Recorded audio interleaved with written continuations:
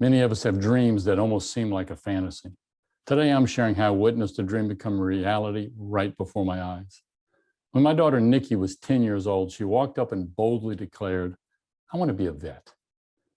I asked why, and she explained, "I saw how much the bill was for Colonel, who's our dog, and it was ridiculous." Curiously, I asked, "How much will you charge?" She pondered for a moment and said, $10. I told her clients would be lining up. 20 years later, the fire in her eyes never dimmed. I vividly remember the day she walked across the stage at Texas A&M University's Veterinary College of Medicine as Dr. Nikki. At lunch, I asked her what she had to fight along the way to get through in order to make this dream move from fantasy to reality. That day, we built this list.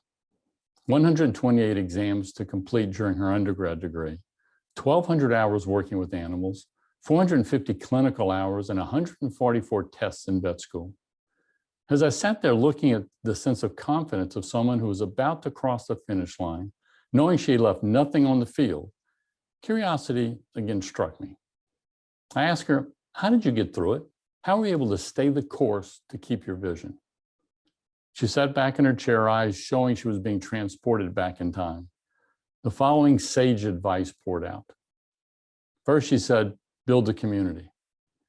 She said, I leaned on a lot of people who were pushing me. My friends, I ask you, in your journey, who are you spending time with? Do we surround ourselves with people who challenge us to be the best that we can be by their walk and words?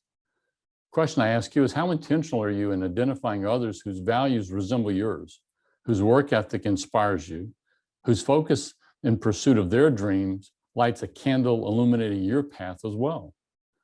Do the people you spend time with pour into you or drain you? Secondly, she said, have faith, persevere by keeping her eyes on the target. See, the shift from undergrad to vet school was a huge leap for her, not just because of an elevated standard in academic study. Nikki took on the financial obligation of the cost of putting herself through vet school.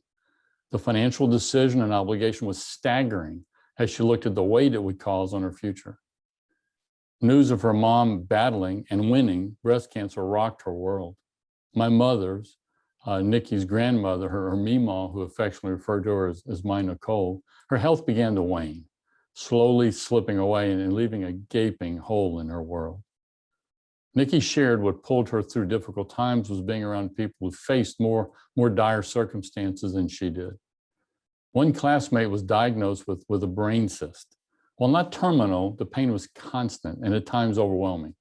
Yet she stayed the course, pushing herself to attend classes and complete tests, pushing off her surgery until the end of the semester. Peers who pushed themselves through obstacles inspired Nikki, setting the bar on what she expected of herself. Who's pushing you? Next, she said, don't take things personally, even if it is personal. When conflict arises, not if, when, don't get knocked off course from the mission, from learning and moving on.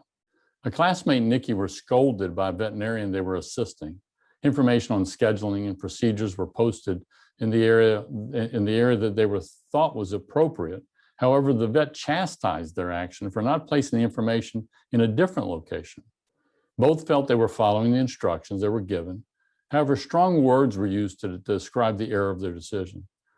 Later, when discussing what seemed to be an unfair response to actions taken by the vet, without being given clear directions as they deemed appropriate, raging emotions slowed when Nikki pointed out, it's not personal, it's only direction. When feeling under attack, fight the trap of interpreting the message as something personal. Becoming argumentative and defensive is never as successful as asking questions to seek others' perceptions, then learn and move on. Next, she said, survive, because you can. You're stronger than you think. A simple question to ponder on. What have you not survived in your life? Obstacles will always be present. It's the resilience in seeking the answer that builds strength of mind and character. Many times it's a matter of taking one more step, finding the courage to ask one more question, to get out of bed one more time. The voice that questions our ability or worth is not the one that speaks truth. We're made with resolve, an internal strength, the ability to persevere when our passion meets our purpose with persistence. Is there a wall that seems too tall? Has no door too thick to bust through? Have you been slapped with something unexpected? Live today with Hal Moore's dictum. He led the first troops into Vietnam, and with only 300 men, he landed in the shadows of a Vietnamese army of over 4,000 soldiers.